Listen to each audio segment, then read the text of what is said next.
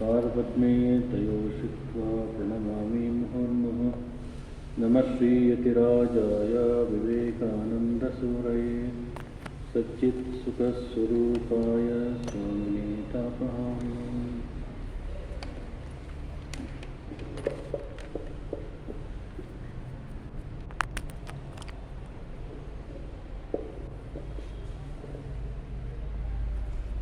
ದಿವ್ಯತ್ರರಲ್ಲಿ ಪ್ರಾರ್ಥಿಸುತ್ತಾ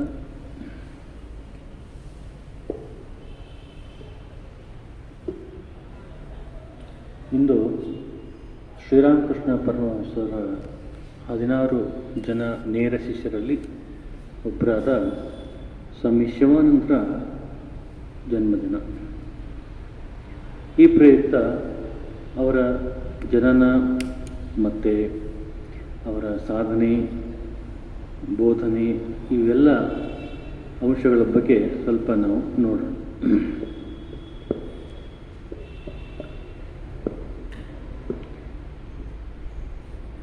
ಸ್ವಾಮಿ ಶಿವಾನಂದರು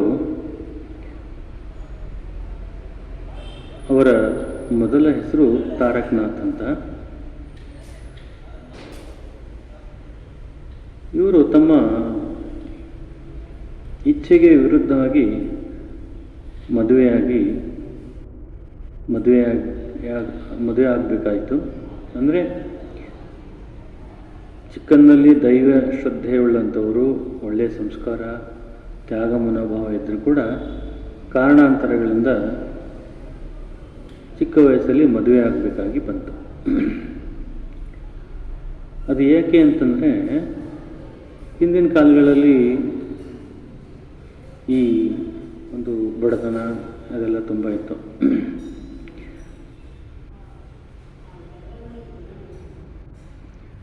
ಈ ತಾರಕ್ ಅಂದರೆ ಸ್ವಾಮಿ ಶಿವಾನಂದರ ತಂಗಿ ಮತ್ತು ಸ್ವಾಮಿ ಶಿವಾನಂದರ ಹೆಂಡತಿಯ ಅಣ್ಣ. ಹೀಗೆ ಅಂದರೆ ಎದುರು ಬೆದರು ಈ ಥರ ಬೇಗಸ್ತನ ಆಯಿತು. ಅಂದರೆ ಏನು ಕರಾರು ಏನಂತಂದರೆ, ಅಲ್ಲಿ ವರದಕ್ಷಿಣೆ ಕೊಡಲಿಕ್ಕಾಗಲ್ಲ ಒಬ್ರಿಗೊಬ್ಬರು. ಸೊ ಹಾಗಾಗಿ ಈ ಕಾರಣಾಂತರಗಳಿಂದ ಅವರು ಮದುವೆ ಆಗಿ ಸಂಸಾರ ಅಂತಕ್ಕಂಥ ಒಂದು ಅಗಕ್ಕೆ ಹೆಗಲ್ಕೊಡ್ಬೇಕಾಗಿ ಬಂತು. ಆದರೆ ಅವರು ಮದುವೆ ಆಗಿದ್ದರೂ ಕೂಡ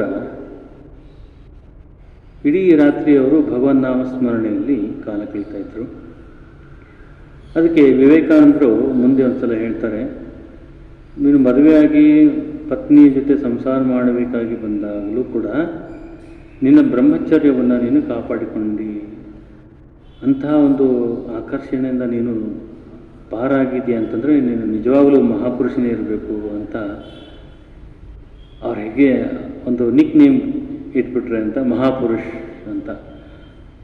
ಆಗ ಆ ಕ್ಷಣದಿಂದ ಸಂಘದಲ್ಲಿ ಅವರು ಮಹಾಪುರುಷ್ ಮಹಾರಾಜ್ ಅಂತಲೇ ಪ್ರಸಿದ್ಧರಾದರು. ಇದು ಒಂದು ಘಟನೆ. ಸೊ ಅವರು ಹುಟ್ಟಿದ್ದು ಕಲ್ಕತ್ತಾ ನಗರದಿಂದ ಹತ್ತಿರ ಇರುವಂತಹ ಬಾರಾಸಾತ್ ಅಂತಕ್ಕಂಥ ಒಂದು ಚಿಕ್ಕ ಹಳ್ಳಿ.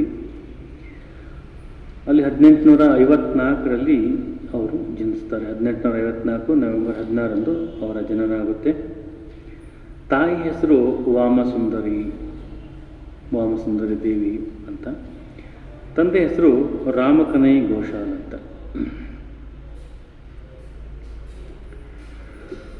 ಇವರ ವೈಶಿಷ್ಟ್ಯ ಏನಂತಂದರೆ, ರಾಮಕೃಷ್ಣ ಸ್ವಾಮಿ ಮಹಾಪುರುಷ ಮಹಾರಾಜರ ತಂದೆ ತಾಯಿಗಳು ತುಂಬ ದೈವಿ ಶ್ರದ್ಧೆಯುಳ್ಳವರು, ಕರುಣೆಯುಳ್ಳವರು. ತಮ್ಮ ಮನೆಯಲ್ಲಿ 30 ಜನ ಬಡ ವಿದ್ಯಾರ್ಥಿಗಳನ್ನು ಇಟ್ಕೊಂಡು ಅವರಿಗೆ ಸಾಕಿ ಸಲುಹಿ ಅವರಿಗೆ ವಿದ್ಯಾಭ್ಯಾಸವನ್ನು ಕೊಡಿಸ್ತಾ ಇದ್ರು ಮನೆಯಲ್ಲಿ ಇಟ್ಕೊಂಡು. ಅಂಥ ಒಂದು ಕರುಣೆ ಅವರಲ್ಲಿ ಇತ್ತು. ಅದಕ್ಕಾಗಿಯೇ ಮಹಾಪುರುಷರೆಲ್ಲ ಅಂಥ ಮನೆಯಲ್ಲಿ ಹುಟ್ಟು ಬರ್ತಾರೆ ಅಂತಕ್ಕಂಥದ್ದು. ಈ ತಾರಕನಾಥ್ ಅಂತಕ್ಕಂಥ ಹೆಸರು ಹೇಗೆ ಬಂತು ಅಂತಂತಂದರೆ, ತಾಯಿ ವಾಮಸುಂದರಿ ಶಿವಭಕ್ತೆ, ತಾರಕೇಶ್ವರನ ಭಕ್ತೆ. ಹಾಗಾಗಿ ತಾರಕನಿಗೆ ಒಂದು ಹರಕೆ ಹೊತ್ತಿ ಪಡೆದಂಥ ಮಗನೇ ತಾರಕೇಶ್ವರ. ತಾರಕೇಶ್ವರನಿಗೆ ತಾರಕೇಶ್ವರನ ಹರಕೆಯಿಂದ ಜನಿಸಿದ್ದ ಮಗನಿಗೆ ತಾರಕನಾಥ್ ಅಂತ ಹೆಸರಿಟ್ಟರು. ಸೊ ಹಾಗಾಗಿ ಅವರ ಹೆಸರು ತಾರಕನಾಥ್ ಅಂತ ಆಯಿತು. ಆದರೆ ಸಮಸ್ಯೆ ಏನಂತಂದರೆ, ಅವರು 9ನೇ ವಯಸ್ಸಿಗೆ ತಾಯಿ ತೀರ್ಕೊಂಡು ಹೋಗ್ತಾಳೆ. ಮುಂದೆ ಕೆಲವು ವರ್ಷಗಳ ನಂತರ ಅಕ್ಕ ತೀರ್ಕೊಳ್ತಾಳೆ. ಆಮೇಲೆ ಅಕ್ಕಂದಿರ ಮಕ್ಕಳು ತಬ್ಬಲಿ ಆಗ್ತಾರೆ. ಹಾಗಾಗಿ ಅವರು ಮನೆಗೆ ಬಂದುಬಿಡ್ತಾರೆ, ಮಹಾಪುರುಷ ಮಹಾರಾಜ ಮನೆಗೆ. ಹೀಗಾಗಿ ಜೀವನದಲ್ಲಿ ಒಂದಾದ ಮೇಲೆ ಒಂದು ಈ ಸಾವುಗಳ ಸರಣಿ ಕಂಡು ಅವರಿಗೆ ನಿರಾಶೆಯಾಗುತ್ತೆ, ಒಂಥರ ಜಿಗುಪ್ಸೆ ಬರುತ್ತೆ. ಜೀವನ ಅಂದರೆ ಇಷ್ಟೇನಾ ಅಂತಕ್ಕಂಥದ್ದು. ಸೊ ಈ ಎಲ್ಲ ಘಟನೆಗಳಿಂದ ಅವರಿಗೆ ಒಂದು ವೈರಾಗ್ಯ ಮನೋಭಾವ ಬರುತ್ತೆ. ಅವರ ಪ್ರಾಥಮಿಕ ವಿದ್ಯಾಭ್ಯಾಸ ಆಗಿದ್ದು ಅಲ್ಲಿ ಬರಾಸಾತ್ ಅಂತಕ್ಕಂಥ ಅವರ ಹಳ್ಳಿಯಲ್ಲಿ. ಆದರೆ ಮುಂದೆ ಅವ್ರು 10ನೇ ಕ್ಲಾಸಿಗೆ ಬಂದಾಗ ಆರ್ಥಿಕ ಮುಗ್ಗಟ್ಟು ಅಂದರೆ ಸಂಪಾದನೆಯಲ್ಲಿ ಇಳಿಮುಖವಾಗುತ್ತೆ ತಂದೆಯದು. ಹಾಗಾಗಿ ಇವರು ಕೂಡ ಸಂಪಾದನೆ ಮಾಡಬೇಕು ಒಂದು ಅನಿವಾರ್ಯತೆ ಅವರಿಗೆ ಬರುತ್ತೆ. ಸೊ ಹೀಗಾಗಿ 10ನೇ ಕ್ಲಾಸ್ನಲ್ಲಿ ಇರಬೇಕಾದ್ರೆ ಅವರು ನೌಕರಿಯನ್ನು ಮಾಡಲು ಪ್ರಾರಂಭ ಮಾಡ್ತಾರೆ. ಅವರ ಇನ್ನೊಂದು ಹವ್ಯಾಸ ಅಂತಂದರೆ, ಅವರಿಗೆ ಇಷ್ಟವಾದಂಥ ಒಂದು ಸಂಗತಿ ಏನಂದರೆ, ಬುದ್ಧನ ಧ್ಯಾನಾವಸ್ಥೆಯಲ್ಲಿರ್ತಕ್ಕಂಥ ಮೂರ್ತಿ, ಶಿವನ ಧ್ಯಾನಾವಸ್ಥೆಯಲ್ಲಿರ್ತಕ್ಕಂಥ ಒಂದು ಚಿತ್ರ ಅವರಿಗೆ ಭಾಳ ಇಷ್ಟ. ಒಬ್ಬೊಬ್ಬರಿಗೆ ಒಂದೊಂದು ಲೈಕ್ ಆಗುತ್ತೆ, ಒಬ್ಬೊಬ್ಬರಿಗೆ ಒಂದೊಂದು ಥರ. ಹಾಗಾಗಿ ಇವರಿಗೆ ಈ ಧ್ಯಾನದ ಅವಸ್ಥೆಯಲ್ಲಿರ್ತಕ್ಕಂಥ ಬುದ್ಧ ಶಿವನ ಪ್ರತಿಮೆಗಳು ಕಂಡ್ರೆ ಭಾಳ ಇಷ್ಟ. ಆದರೆ ಇವರು ಯಾವಾಗಲೂ ಈ ಮಹಾತ್ಮರ ಅಥವಾ ತ್ಯಾಗಿಗಳ ಒಂದು ವೈಶಿಷ್ಟ್ಯ ಏನಂತಂದರೆ, ಅವರು ಯಾವಾಗಲೂ ಒಂದು ಹೈಯರ್ ಲೆವೆಲ್ ಥಿಂಕ್ ಮಾಡ್ತಾ ಇರ್ತಾರೆ. ಸಮಾಧಿ ಅಂತಂದ್ರೆ ಏನು, ಇಂದ್ರಿಯಗಳ ಆಚೆ ಇರುವಂಥ ಸುಖ ಅದೆಂಥದ್ದಿರ್ಬೋದು, ಹೀಗೆ ಒಂದು ವಿಚಾರ ಮಾಡ್ತಾ ಇರ್ತಾರೆ. ಹಾಗೆ ಮಹಾಪುರುಷ ಮಹಾರಾಜ್ ಕೂಡ ಯಾವಾಗಲೂ ಸಮಾಧಿ ಬಗ್ಗೆ ಅವರು ವಿಚಾರ ಮಾಡ್ತಾಯಿದ್ರು ಅಂತಕ್ಕಂಥದ್ದು ನಾವು ಅವರ ಒಂದು ಜೀವನದಿಂದ ನೋಡ್ಬೋದು. ಹೀಗೆ ಅವರು ಯಾವಾಗಲೂ ಸಮಾಧಿ ಬಗ್ಗೆ ವಿಚಾರ ಮಾಡ್ತಿರ್ಬೇಕಾದ್ರೆ ಅವರ ಗೆಳೆಯ ಪ್ರಸನ್ನ ಅಂತಕ್ಕಂಥವನು ಒಂದು ಸಲ ಹೇಳ್ತಾನೆ, ನೀನು ಹೀಗೆ ಯಾವಾಗಲೂ ಸಮಾಧಿ ಬಗ್ಗೆ ವಿಚಾರ ಮಾಡ್ತೀಯಲ್ಲ, ಇದರ ಬಗ್ಗೆ ತಿಳಿದುಕೊಳ್ಬೇಕಾದ್ರೆ ನೀನು ರಾಮಕೃಷ್ಣ ಪರಮಹಂಸರ ಹತ್ರ ಹೋಗು, ಅವರು ಸಮಾಧಿ ಸ್ಥಿತಿಯಲ್ಲಿ ಇರ್ತಾರೆ ಯಾವಾಗಲೂ, ಅಲ್ಲಿ ಹೋದರೆ ನಿನಗೆ ಗೊತ್ತಾಗುತ್ತೆ ಅಂತಕ್ಕಂಥದ್ದು. ಸೊ ಈ ನಡುವೆ ತಾರಕ್ ಅಂದರೆ ಮಹಾಪುರುಷ ಮಹಾರಾಜು ಈ ಕೇಶವಚಂದ್ರ ಸೇನ್ನ ಬರಹಗಳಿಂದ ತುಂಬ ಪ್ರಭಾವಿತನಾಗಿದ್ದ. ಕೇಶವಚಂದ್ರ ಸೇನು ರಾಮಕೃಷ್ಣ ಪರಮಹಂಸರ ಬಗ್ಗೆ ಬರೀತಿದ್ದ, ಪತ್ರಿಕೆಗಳಲ್ಲಿ ಅವರ ಒಂದು ಗುಣಗಾನ ಮಾಡಿ ಬರೀತಿದ್ದ. ಹೀಗಾಗಿ ಆ ಪತ್ರಿಕೆಗಳಿಂದ ಕೂಡ ಇವರು ತುಂಬ ಪ್ರಭಾವಿತರಾಗಿದ್ದರು. ಮೊದಲ ಭೇಟಿ ಎಲ್ಲಿ ಆಗುತ್ತೆ ಅಂತಂದರೆ, ಮಹಾಪುರುಷ ಮಹಾರಾಜ್ ಮತ್ತು ರಾಮಕೃಷ್ಣ ಪರಮಹಂಸರ ನಡುವೆ 1880ರಲ್ಲಿ ಪ್ರಪ್ರಥಮವಾಗಿ ರಾಮಚಂದ್ರ ದತ್ತನ ಮನೆಯಲ್ಲಿ ಇವರು ಭೇಟಿ ಮಾಡ್ತಾರೆ. ಯಾರಿಗೆ? ರಾಮಕೃಷ್ಣ ಪರಮಹಂಸರಿಗೆ ಭೇಟಿ ಮಾಡಿ ಇವರ ಆಲೋಚನೆ ಯಾವುದು?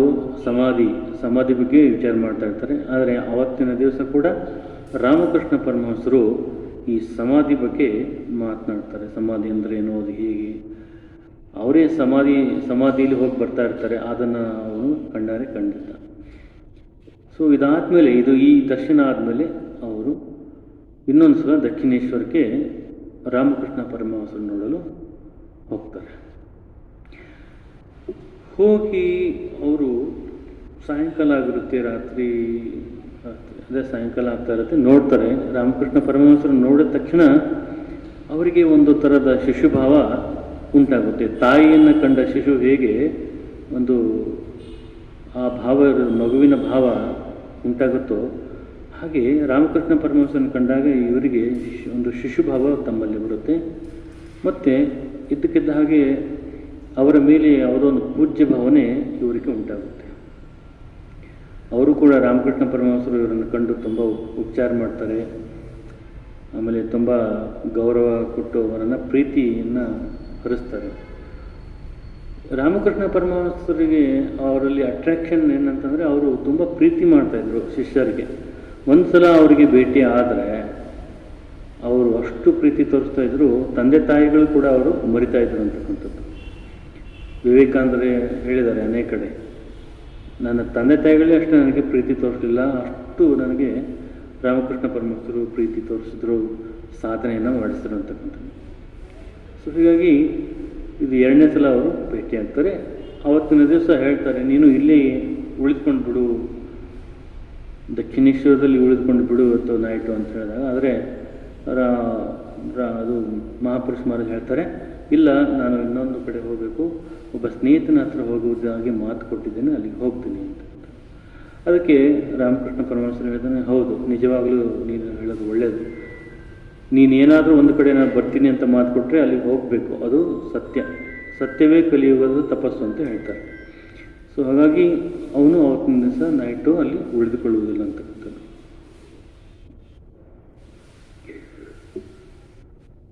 ಸೊ ಹೀಗಾಗಿ ರಾಮಕೃಷ್ಣ ಪರಮಹಂಸರ ಭೇಟಿ ಆದಮೇಲೆ ಹಾಗೂ ಮೇಲಿನ ಮೇಲೆ ತಾರಕದ ಅಂದರೆ ಮಹಾಪುರುಷ ಮಹಾರಾಜ್ ದಕ್ಷಿಣೇಶ್ವರಕ್ಕೆ ಭೇಟಿ ಕೊಡಲು ಹೋಗ್ತಾ ಇರ್ತಾರೆ. ನಡುವೆ ಅನೇಕ ಪ್ರಶ್ನೆಗಳು ಕೇಳ್ತಾರೆ, ನಿಮಗೆ ನಿರಾಕಾರದಲ್ಲಿ ಆಸಕ್ತಿನೋ ಆಕಾರದಲ್ಲಿ ಆಸಕ್ತಿನೋ ಕೇಳಿದಾಗ ಮಹಾಪುರುಷ ಮಹಾರಾಜ್ ಹೇಳ್ತಾರೆ, ನಿರಾಕಾರದಲ್ಲಿ ನನಗೆ ಆಸಕ್ತಿ ಇದೆ, ಯಾಕೆಂದರೆ ಅದು ಬ್ರಾಹ್ಮ ಸಮಾಜದ ಒಂದು ಪ್ರಭಾವ. ಅಲ್ಲಿ ನಿರಾಕಾರ ಆದರೆ ಸಗುಣ ಒಂದು ಬ್ರಹ್ಮನ ಒಂದು ಆರಾಧನೆ ಅಲ್ಲಿ ಮಾಡ್ತಾಯಿದ್ರು. ಸೊ ಈ ಒಂದು ಪ್ರಭಾವ ಅವ್ರ ಮೇಲೆ ಆಗಿತ್ತು. ನಿರಾಕಾರ ದೇವರು ನನಗೆ ಇಷ್ಟ ಅಂತ. ಆದರೆ ಯಾವಾಗ ರಾಮಕೃಷ್ಣ ಪರಮಹಂಸರು ಕಾಳಿ ದೇವಾಲಯಕ್ಕೆ ಹೋಗಿ ಅಲ್ಲಿ ಅವರಿಗೆ ಪ್ರಣಾಮವನ್ನು ಸಲ್ಲಿಸಿ ಅವರ ಎಷ್ಟು ಗೌರವದಿಂದ ಎಷ್ಟು ಭಕ್ತಿಯಿಂದ ದೇವಿಗೆ ಪ್ರಣಾಮ ಮಾಡ್ತಾಯಿದ್ರು, ಇದೆಲ್ಲವನ್ನು ನೋಡಿ ಇವರು ಕೂಡ ಪ್ರಣಾಮ ಮಾಡಲು ಪ್ರಾರಂಭ ಮಾಡಿದರು. ಯಾಕಂದರೆ ದೇವರು ಎಲ್ಲ ಕಡೆ ಇರ್ತಾನೆ ಅಂತಕ್ಕಂಥದ್ದು ಬ್ರಾಹ್ಮ ಸಮಾಜ ಹೇಳ್ತಾರೆ. ಹಾಗಾದರೆ ಎಲ್ಲ ಕಡೆ ಇದ್ದಿರುವುದು ಮೂರ್ತಿಗಳಲ್ಲಿ ಇರುತ್ತೆ ದೇವರು ಅಂತಕ್ಕಂಥದ್ದು. ಹಾಗಾಗಿ ರಾಮಕೃಷ್ಣ ಪರಮಹಂಸರು ಏನು ಮಾಡ್ತಾರೆ ಇದು ಕೂಡ ಅವರು ಆರಂಭ ಮಾಡಿದ್ರು.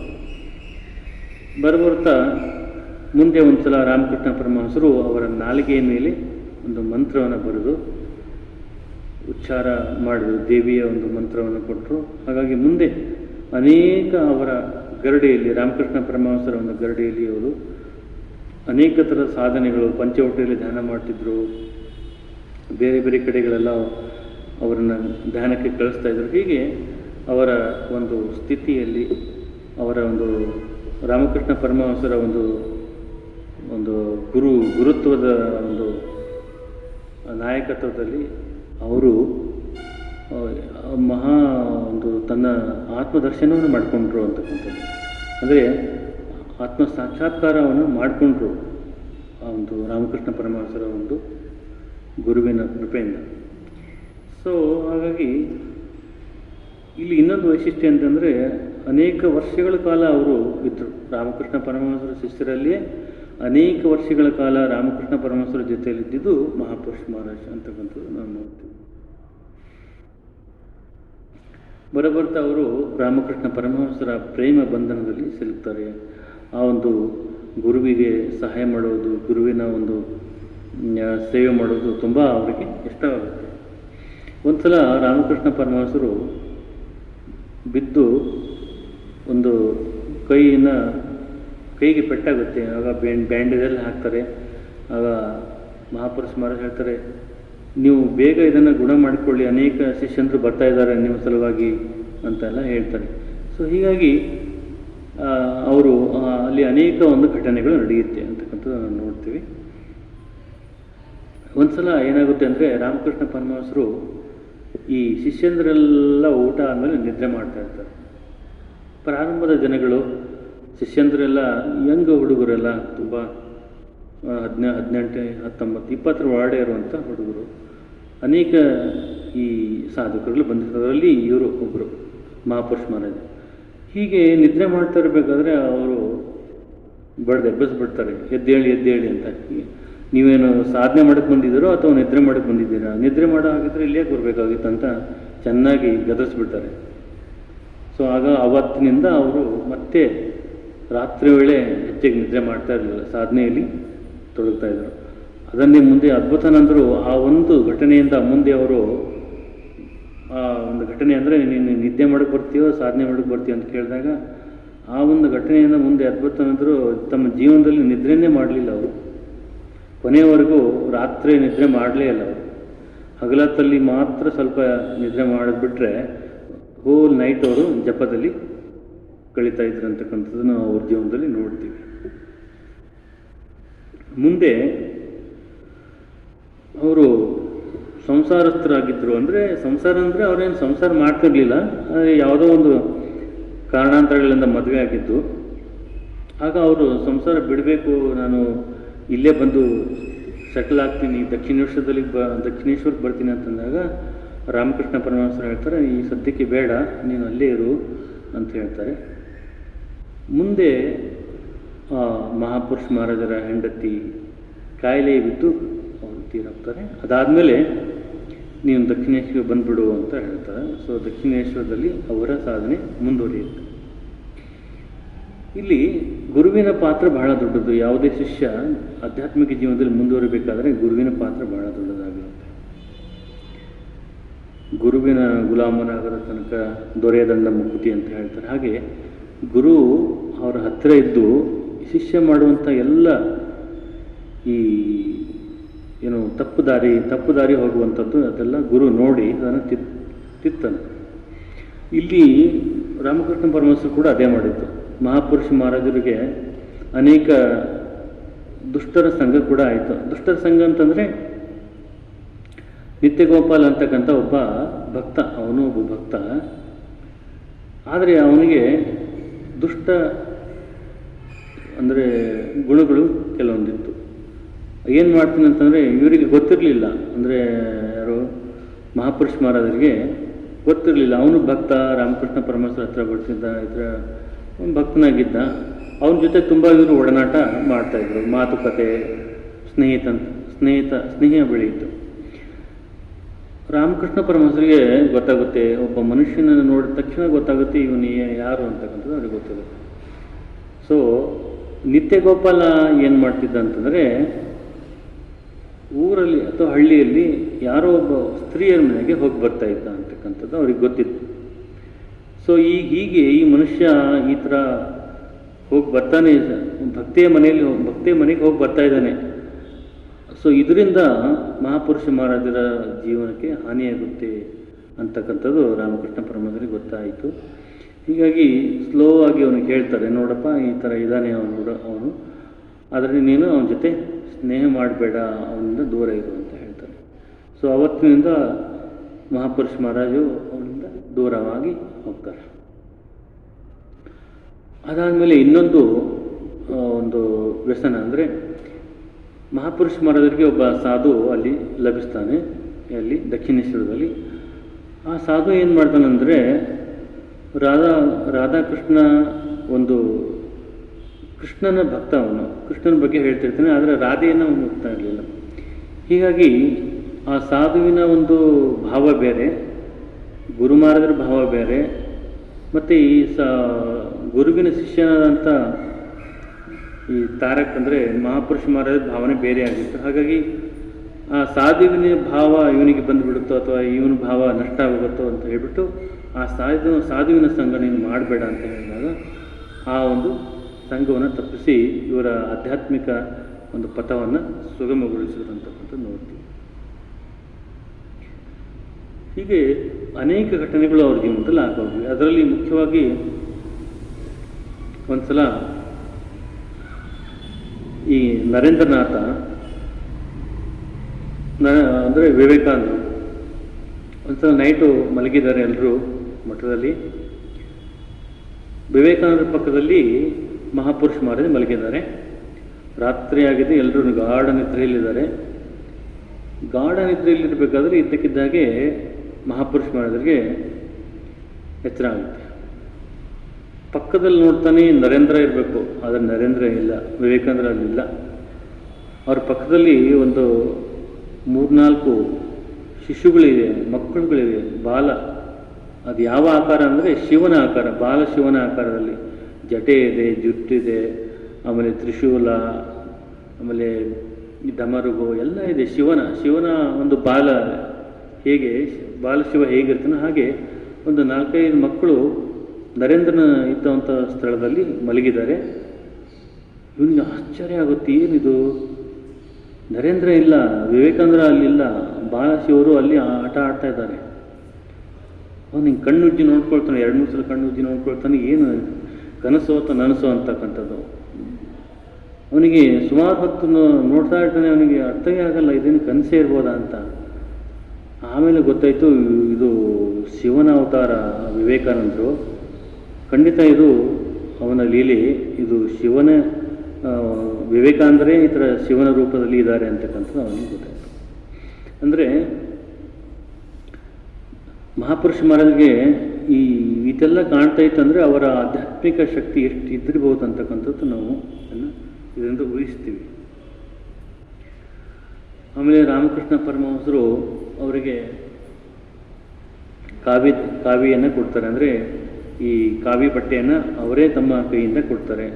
ಅಂದರೆ ಅದರಲ್ಲಿ ಗೋಪಾಲ್ ಮಹಾರಾಜ್ ಅಂತಕ್ಕಂಥದ್ದು, ಬುಡೋ ಗೋಪಾಲ್ ಅಂತ ಹೇಳ್ತೀವಿ, ಅವರು ಕೆಲವು ಸಾಧುಗಳಿಗೆ ಕಾವಿ ಬಟ್ಟೆಯನ್ನು ಕೊಡಲು ಮುಂದಾಗ್ತಾರೆ. ಆಗ ರಾಮಕೃಷ್ಣ ಪರಮಹಂಸರು ಹೇಳ್ತಾರೆ, ಇಲ್ಲ, ನೀನು ನಮ್ಮಲ್ಲಿಯೇ ಸಾಧುಗಳಿದ್ದಾರೆ, ಇವರಿಗೆ ಆ ಒಂದು ಕಾವಿ ವಸ್ತ್ರವನ್ನು ಕೊಡು ಅಂತ ಅಂದಾಗ ರಾಮಕೃಷ್ಣ ಪರಮಹಂಸರು ತಮ್ಮ ಕೈಯಿಂದಲೇ ವಿವೇಕಾನಂದ ಆದಿ ಅಲ್ಲಿ ಇರ್ತಕ್ಕಂಥ ಶಿಷ್ಯಂದರಿಗೆ ಆ ಕಾವಿ ವಸ್ತ್ರ ಕೊಡ್ತಾರೆ. ಅದರಲ್ಲಿ ತಾರಕನಾಥ್ ಒಬ್ಬ ಅದರಲ್ಲಿ ಇರ್ತಾನೆ. 1886ರಲ್ಲಿ ರಾಮಕೃಷ್ಣ ಪರಮಹಂಸರ ಒಂದು ಕೊನೆಯ ವರ್ಷ. ಆಗ ವಿವೇಕಾನಂದರು ಮತ್ತು ಕಾಳಿಪ್ರಸಾದ್ ಅಂದರೆ ಅಭೇದಾನಂದರು, ತಾರಕನಾಥ್ ಅಂದರೆ ಮಹಾಪುರುಷ ಮಹಾರಾಜ್, ಇವರೆಲ್ಲ ಬುದ್ಧನ ಒಂದು ಪ್ರಭಾವ ಅವರಿಗೆ ತುಂಬ ಆಗಿತ್ತು. ಬುದ್ಧನ ಒಂದು ಹೃದಯ ವೈಶಾಲ್ಯತೆ, ಜ್ಞಾನ, ಅವನ ಕರುಣೆ, ಅವನ ಜ್ಞಾನ, ಹೀಗೆ ಆ ಬುದ್ಧನ ನೋಡಬೇಕು, ಬುದ್ಧಗೈ ಹೋಗಬೇಕು ಅಂತಕ್ಕಂಥದ್ದು ವ್ಯಾಕುಲತೆ ಅವರಿಗೆ ಹುಟ್ಟಿತು. ಸೊ ಅವರೆಲ್ಲರೂ ಒಂದು ದಿವಸ ಟ್ರೈನ್ ಹತ್ತೇ ಬಿಡ್ತಾರೆ. ಬುದ್ಧಗೈಗೆ ಹೋಗಿ ಅಲ್ಲಿ ಬುದ್ಧನ ದರ್ಶನ ಮಾಡಿ ಒಂದು 3-4 ದಿವಸ ಅಲ್ಲಿದ್ದು ಅಲ್ಲಿ ಧ್ಯಾನಾದಿಗಳನ್ನು ಮಾಡಿ ಮತ್ತೆ ಕಾಶಿಪುರ ತೋಟಕ್ಕೆ ಬಂದುಬಿಡ್ತಾರೆ. ಸೊ ಹೀಗಾಗಿ 1886ರಲ್ಲಿ ಅವರು ಬುದ್ಧಗೈಗೆ ಹೋಗಿ ಬರ್ತಾರೆ. ಆಮೇಲೆ ಅದಾದಮೇಲೆ ಅವರು ವಿವೇಕಾನಂದ ಜೊತೆಗೂಡಿ ಆಂಟ್ಪುರಕ್ಕೆ ಹೋಗ್ತಾರೆ. ಆಂಟ್ಪುರ ಅಂದರೆ ಪ್ರೇಮಾನಂದರ ಒಂದು ಹುಟ್ಟಿದ ಒಂದು ಜನ್ಮಭೂಮಿ. ಆಂಟ್ಪುರದಲ್ಲಿ ಪ್ರೇಮಾನಂದರ ತಾಯಿ ಇವರನ್ನು ಆಹ್ವಾನ ಮಾಡಿರ್ತಾರೆ, ಇನ್ವಿಟೇಷನ್ ಕೊಟ್ಟು ಸತ್ಸಂಗ ಮಾಡಿ ಮನೆಯಲ್ಲಿ ಅಂತ ಹೇಳಿರ್ತಾರೆ. ಸೊ ಇವರು ಹೋಗಿ ಅಲ್ಲಿ ಭಜನಾದಿಗಳನ್ನು ಮಾಡ್ತಾರೆ.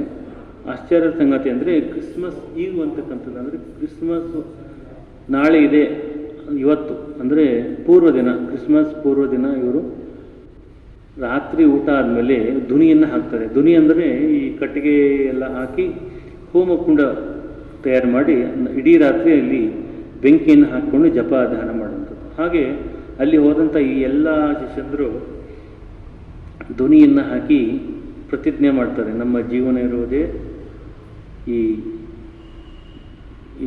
ಅಂದರೆ ಜನಗಳಿಗೆ, ಸಾಮಾನ್ಯ ಜನರಿಗೋಸ್ಕರ ನಮ್ಮ ಜೀವನವನ್ನು ತ್ಯಾಗ ಮಾಡ್ತೀವಿ, ತ್ಯಾಗ ವೈರಾಗ್ಯದ ಜೀವನ ನಾವು ಮಾಡ್ತೀವಿ, ಆತ್ಮನೋ ಮೋಕ್ಷಾರ್ಥಂ ಜಗದ್ದಿತಾಯ ಅಂತಕ್ಕಂಥ ಒಂದು ಕಲ್ಪನೆ ಅಲ್ಲಿ ಬರುತ್ತೆ. ಆ ಒಂದು ಪ್ರತಿಜ್ಞೆಯನ್ನು ಅವರು ಮಾಡ್ತಾರೆ. ಸನ್ಯಾಸ ಅಲ್ಲಿ ಫಾರ್ಮಲ್ ಆಗಿ ತಗೊಳ್ಳಲ್ಲ, ಮುಂದೆ ವಿರಜಾ ಹೋಮ ಮಾಡಿ ತಗೊಳ್ತಾರೆ.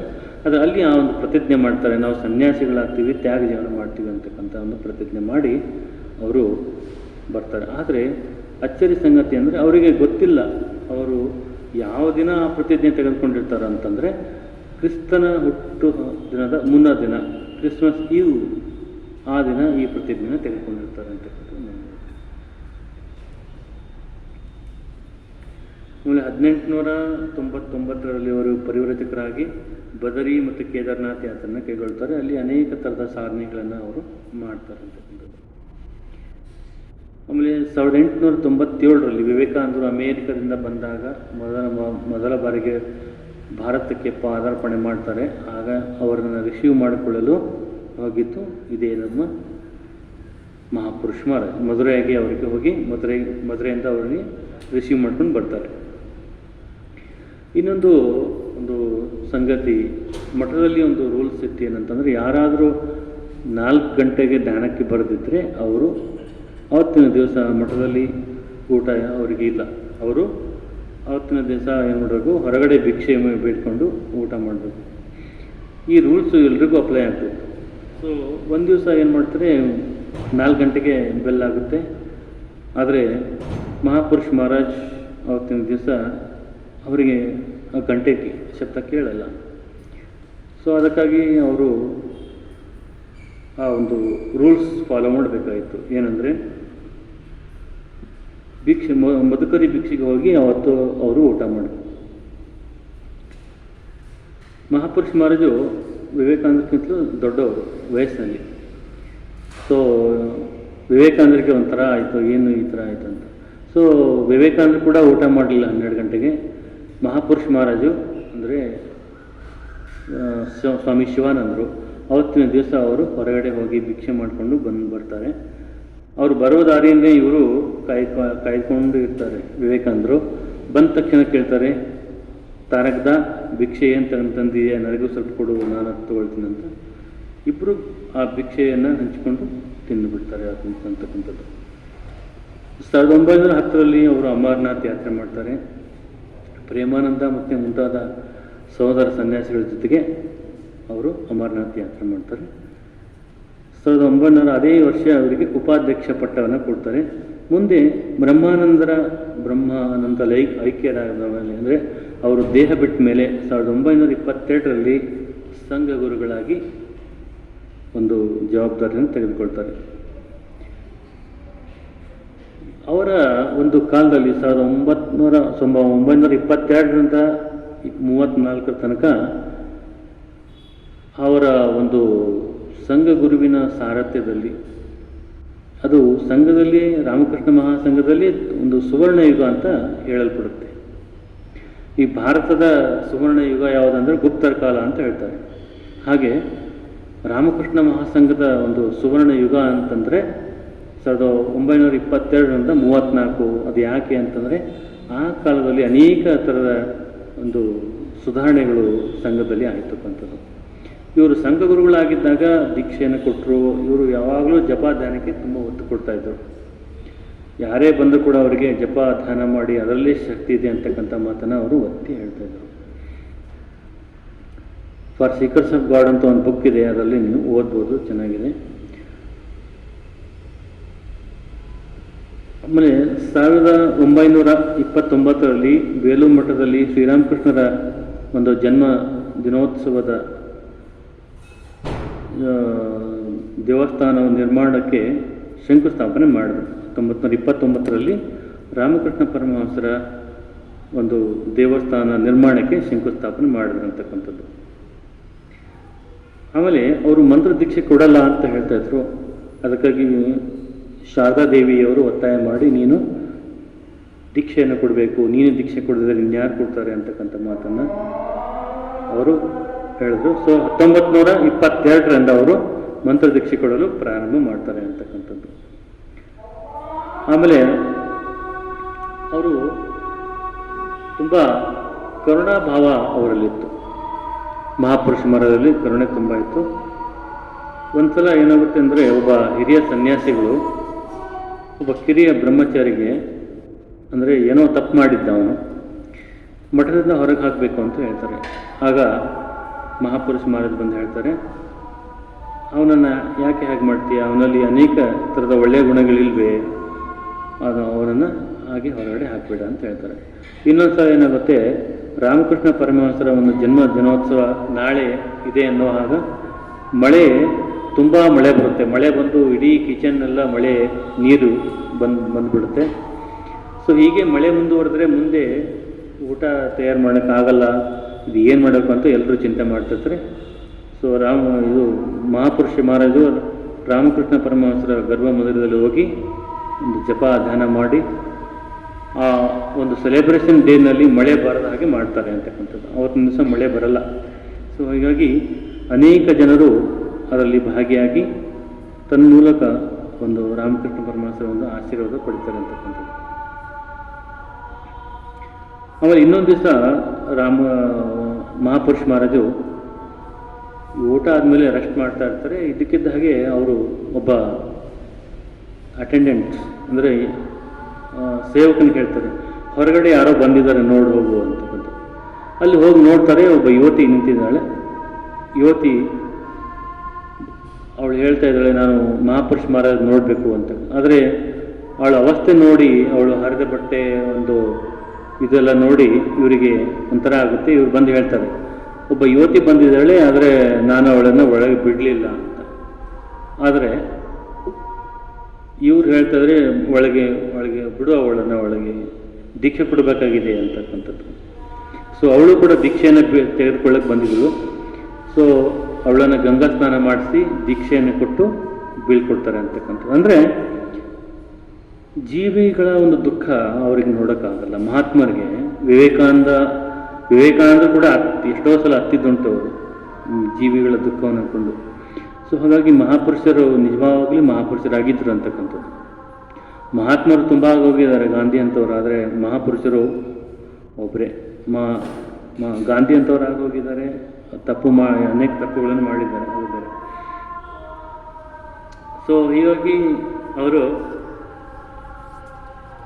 ರಾಮಕೃಷ್ಣ ಪರಮಹಂಸರ ಜನ್ಮ ದಿನ ಉತ್ಸವ ಆದ 3-4-5 ದಿನಗಳಲ್ಲಿ ಫೆಬ್ರವರಿ 20, 1934 ಮಹಾಸಮಾಧಿಯನ್ನು ಪಡಿತಾರೆ ಅಂತಕ್ಕಂಥದ್ದು. ಅನೇಕ ಥರದ, ಯಾಕಂದರೆ ಮಾನವ ಜನ್ಮ ತೊಟ್ಟ ಬಂದ ಮೇಲೆ ಅನೇಕ ರೋಗ ರುಜಿನಗಳು ಬಂದೇ ಬರುತ್ತವೆ. ಯಾರಾದರೆ ಸರಿ, ಜಾತಸ್ಯ ಈ ಧ್ರುವಂ ಮೃತ್ಯು ಧ್ರುವಂ ಜನ್ಮ ಮೃತಸ್ಯ ಚ ಅಂತ ಹೇಳ್ತಕ್ಕಂಥದ್ದು ಗೀತೆಯಲ್ಲಿ. ಹುಟ್ಟಿದವನು ಸಾಯಲೇಬೇಕು, ಸತ್ತವನು ಮತ್ತೆ ಹುಟ್ಟಲೇಬೇಕು.